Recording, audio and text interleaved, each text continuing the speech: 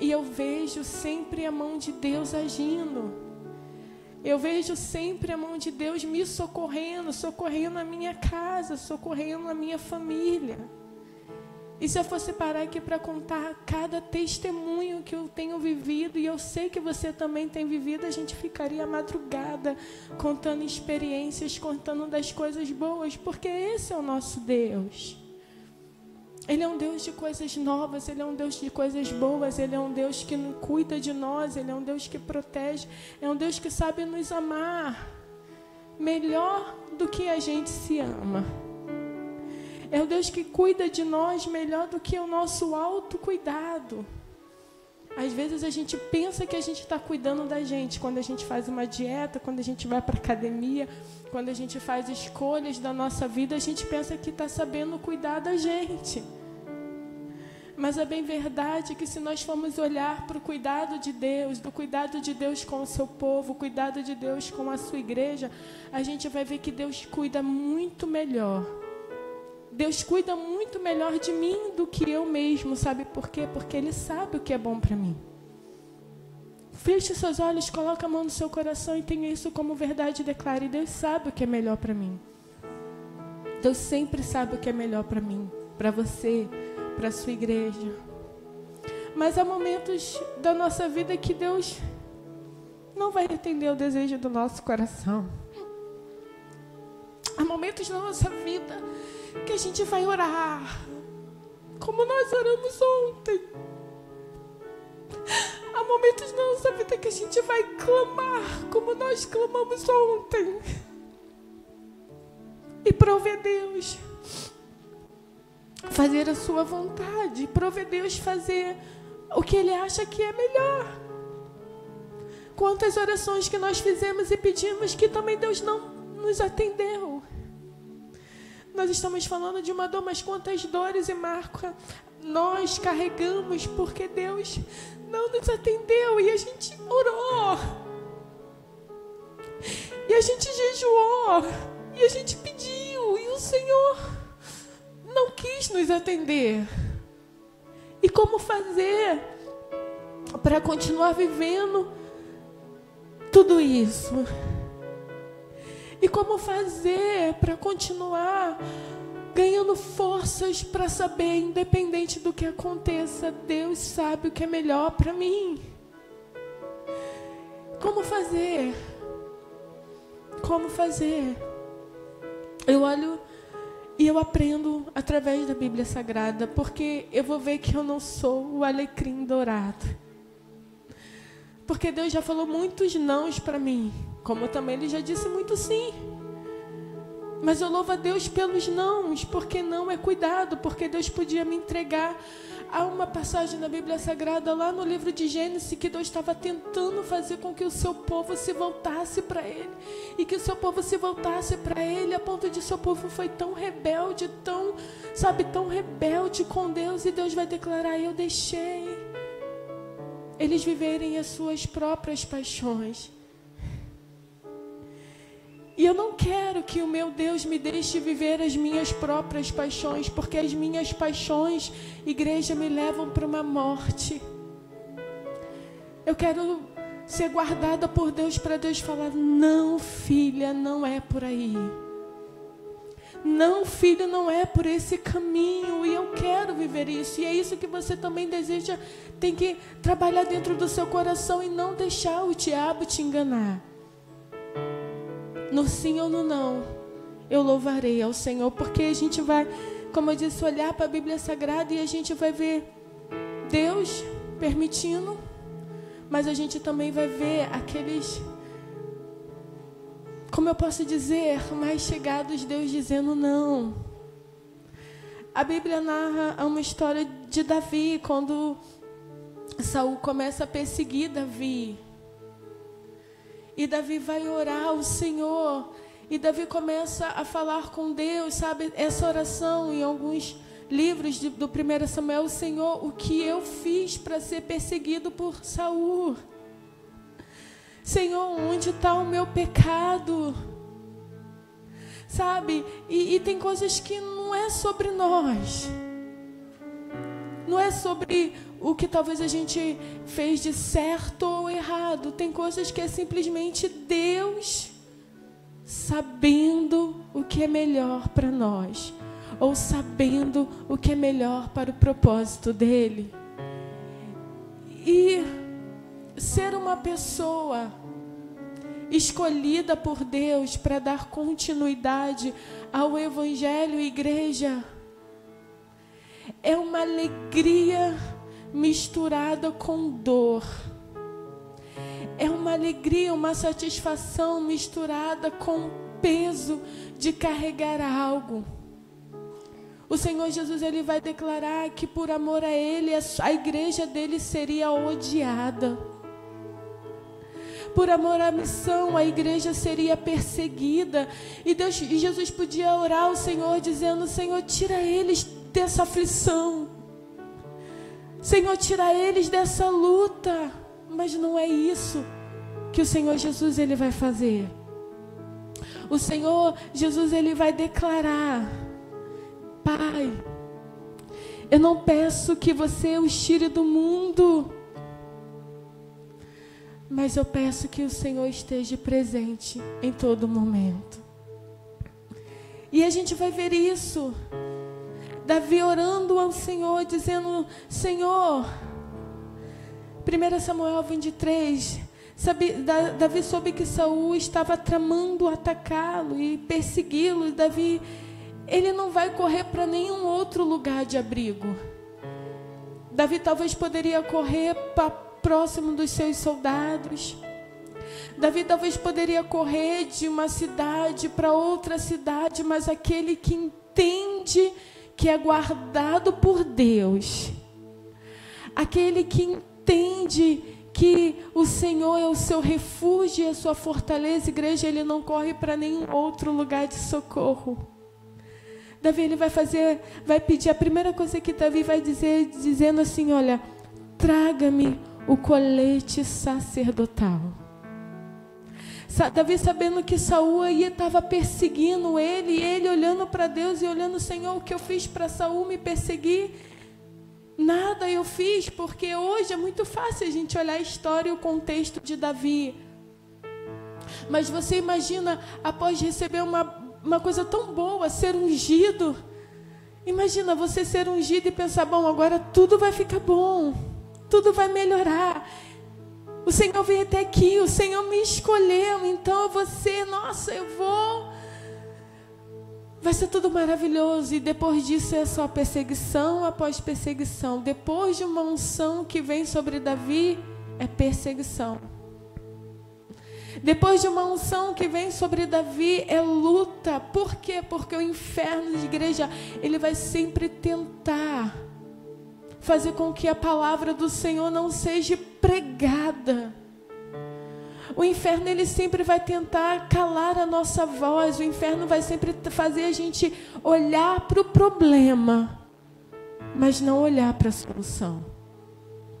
Já se pegaram assim? Eu já me peguei assim, diante de um problema, e minha cabeça e a minha luta olhando para o problema, dando ênfase demais para o problema, até que eu parei e falei: por quê? Eu estou olhando para o problema e eu estou esquecendo da solução, que é o Senhor. E é isso que o inferno às vezes faz. Ele tenta nos oprimir no problema, na adversidade. Após uma grande renovação de Deus vir sobre a nossa vida, e ele quer ficar oprimindo a igreja do Senhor. Mas nós precisamos olhar para esse Deus que está sempre presente, não porque merecemos. Olha que é mais lindo. Você pode ter a certeza disso. Deus está presente em minha vida.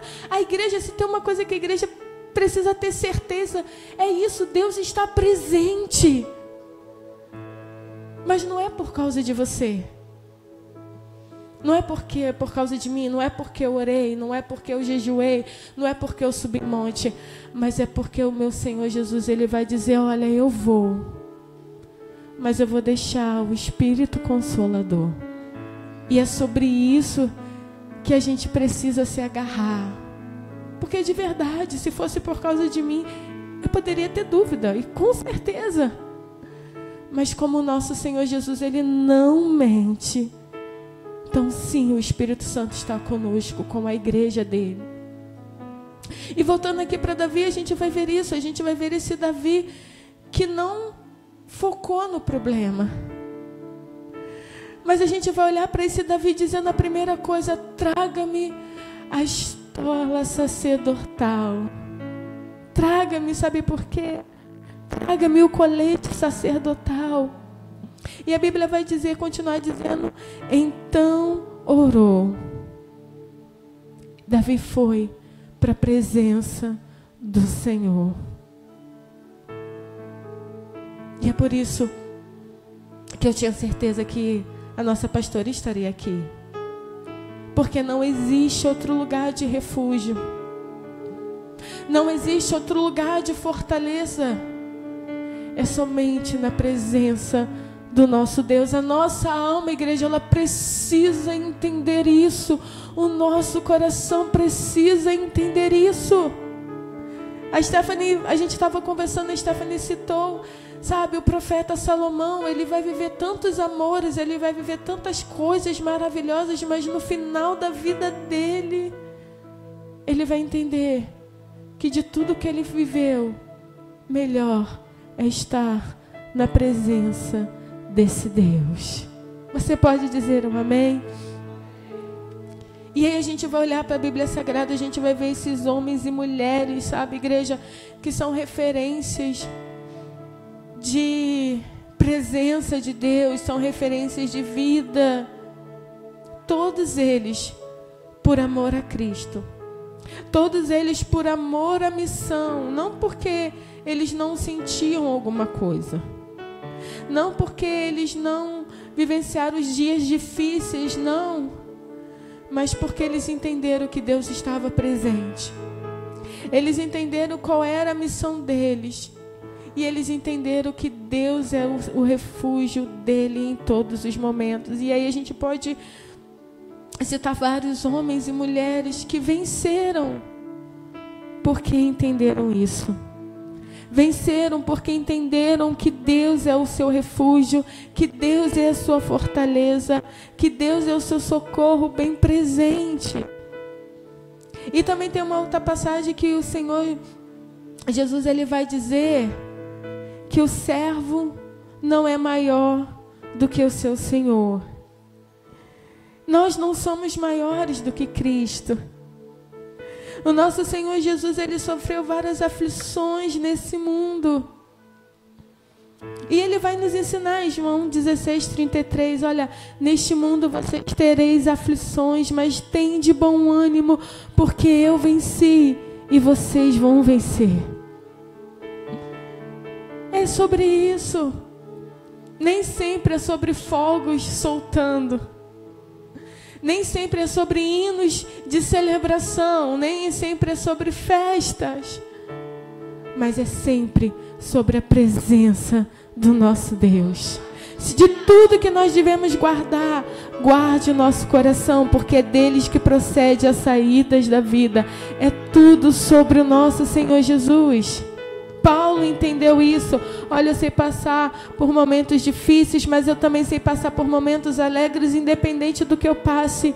Os meus olhos estão no Senhor. É claro que eu dei uma mudada no versículo. Não está exatamente assim, mas vocês entenderam. É sobre o Senhor. E aí eu olho para o Senhor Jesus, eu vou entender como vencer esses dias difíceis, olhando para Cristo. Sempre olhando para Cristo. O olho da igreja, os olhos da igreja precisam estar voltados para o Senhor. O salmista vai declarar: olho para os montes e lá eu vejo o meu socorro está no Senhor, que fez os céus e que fez a terra. Eu olho para os montes e não contemplo somente uma pastagem verde, mas eu olho e vejo a presença do Deus da igreja, a presença desse Deus de amor, a presença desse Deus de graça, a presença desse Deus de bondade. E nesses últimos dias, ou quando a gente, sei lá, de verdade tem um encontro com a nossa missão, ou quando Deus quer nos fazer ter um encontro com a nossa missão, vai ser sobre mais perdas do que ganho, porque o viver de Paulo era Cristo. De toda a vida de Paulo, Paulo entendeu que mais vale estar na presença do Senhor. Perder a Cristo, ganhar era Cristo, tudo era Cristo. E essa igreja, de verdade, eu sempre falo isso, eu faço muitas orações e peço muitas coisas ao Senhor. E tem uma coisa que eu sei, é pedir. Teve um dia que eu comecei a minha oração e eu falei, Senhor, me perdoa. 6 da manhã eu já estou aqui pedindo misericórdia. Tenha misericórdia de mim. Deus abençoe o meu dia, é pedir. Senhor, me dá um dia abençoado com os meus alunos, é pedir. E eu falei, Senhor, tenha misericórdia de mim, Senhor, da minha alma, essa alma pidona, e repreende esse espírito pidão que há em mim. Repreende, Senhor, tira de mim. Mas eu peço e Deus me atende. Talvez seja por isso que eu sou pidona. Mas se Deus não quiser me atender, eu olho para Cristo. Eu olho para Cristo. Eu olho para Cristo. Eu olho para Cristo, porque quando a gente olha para Cristo, igreja, a gente vai ver um Jesus que está citado em Mateus 27, 46. Que ele vai, naquele momento de cruz, ele vai fazer essa oração. Deus meu, por que me desamparaste? Por que me abandonaste? E é claro que o Senhor Deus não tinha abandonado Jesus. Mas ele estava sentindo a dor do abandono. Ele estava sentindo a dor de uma oração não respondida, mesmo entendendo a missão. E eu vejo, se o meu Senhor Jesus, ele viveu por essa solidão, ele viveu esse momento de solidão, aonde ele não estava sozinho, mas onde ele se sentia sozinho, por que eu também não posso viver? E dar graças ao Senhor por isso. E aí eu continuo olhando para Jesus Cristo, eu vejo que ele sofreu a dor da traição. Mateus 26, 50. Ele vai dizer, amigo, a que viestes? Mateus 26, 50. E ele vai sofrer essa dor da traição, sofrida pelo seu inimigo, pelo inferno, mas pelo seu amigo. E aí, em Lucas 22, 48, gente, eu fico imaginando, olha, ele vai dizer, Lucas 22, 48, é com um beijo que você traiu o Filho do Homem. Com um beijo, igreja. Um beijo que representa uma coisa tão boa, mas que Judas consegue dar um outro significado para um beijo.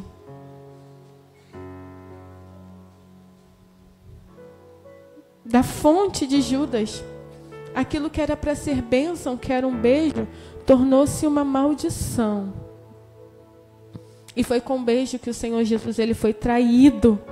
Ele viveu isso. Repita comigo, um servo não é maior do que o seu Senhor. A gente vai ver Jesus sentindo falta de um ombro amigo. Mateus 26, 40. Jesus estava ali passando por um momento de luta, de dor e de aflição. Ele olha para os seus discípulos e diz, Mateus 26, 40, vocês não podem vigiar comigo pelo menos 1 hora. E aí eu olho para isso e falo, Senhor, me perdoa. Mateus 26, 40, vocês não puderam vigiar comigo nem por 1 hora. Olha a falta de sentir naquele momento, de ter pessoas que te abraçam e que te acolhem.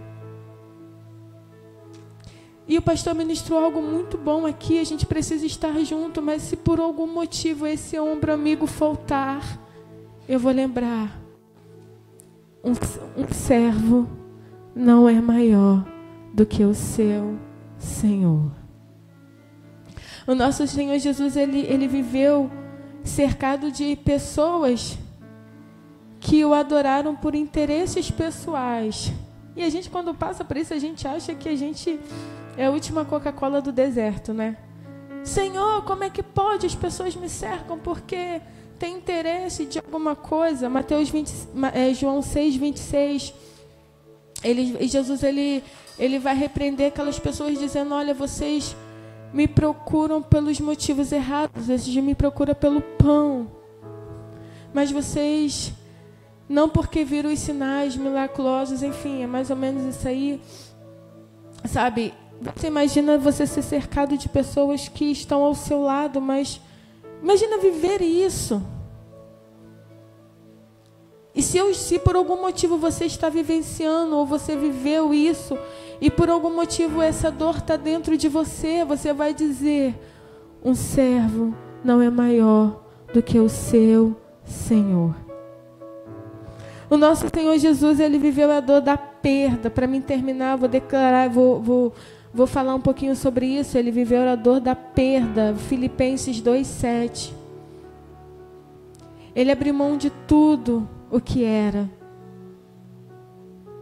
e tomou a natureza do servo, tornando-se iguais aos homens. Antes esvaziou a si mesmo, assumindo a forma de servo, tornando-se semelhante aos homens. Ele teve essa dor, dessa perda de ser um Deus cheio de majestade e glória, e agora tornar-se a figura de homens.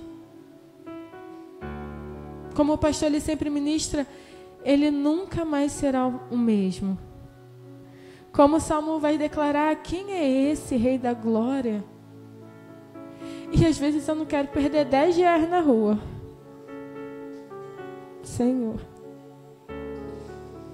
Quem é que já perdeu dinheiro e ficou: misericórdia, por que eu perdi esse dinheiro? Esse dinheiro era para pagar uma conta.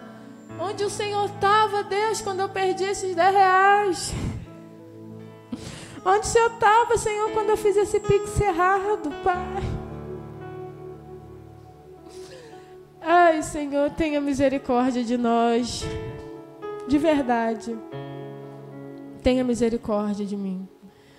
Por isso a necessidade de a gente viver o que o Senhor vai nos ensinar, a oração do Pai Nosso.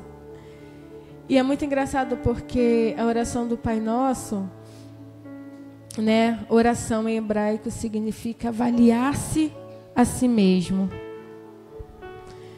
É por isso que a gente precisa estar em constante avaliação sobre nós, sobre a Bíblia Sagrada, para a gente não cometer esses erros. E se porventura a gente estiver cometendo, a gente faz se examinar, fazer um alinhamento da nossa vida com a vontade de Deus, e a gente vai falar: nossa, tá difícil, tá doendo, mas o meu Senhor, Ele viveu, e eu não tenho por que também não viver. Eu não estou aqui exaltando a dor e o sofrimento, porque a dor e o sofrimento têm um propósito diferente para cada pessoa. As lutas e provações, igreja, têm um propósito diferente para cada pessoa. A Bíblia vai declarar que para o povo de Deus no deserto, toda aquela luta e sofrimento, todo aquele deserto era para provar, para saber o que estava no coração deles. Assim também como a luta e o sofrimento de Jó, não foi para saber o que estava no coração de Jó, porque Deus já conhecia Jó, mas foi para que Jó conhecesse o Senhor. Que no final do livro de Jó, Jó vai declarar justamente isso: agora os meus olhos te veem. É Deus dizendo: olha, eu te conheço, Jó, mas você não me conhece. Então, eu estou permitindo essa adversidade porque eu desejo que você me conheça. A luta e o sofrimento do nosso Senhor Jesus foi para que o nosso pecado fosse perdoado. A Bíblia vai declarar sobre isso. Ele tomou sobre si as nossas enfermidades, e os castigos que nos traz a paz estava sobre ele, sobre as suas pisaduras nós fomos sarados. Então, cada adversidade, cada problema, cada luta, ela tem um propósito. Ela vai sempre ter um propósito e ele é particular sobre a vida de cada um. Mas como vencer, só existe uma forma: olhando para Cristo. As lutas e problemas para cada pessoa, as adversidades para cada pessoa, ela tem propósitos diferentes. Mas a solução é só uma: em Deus, no Senhor. Fazendo a mesma coisa que Davi fez: traga-me o colete sacerdotal, porque eu vou para a casa do Senhor. Eu vou entrar em intimidade com meu Deus. Eu vou entrar no secreto, e no secreto Deus vai me responder.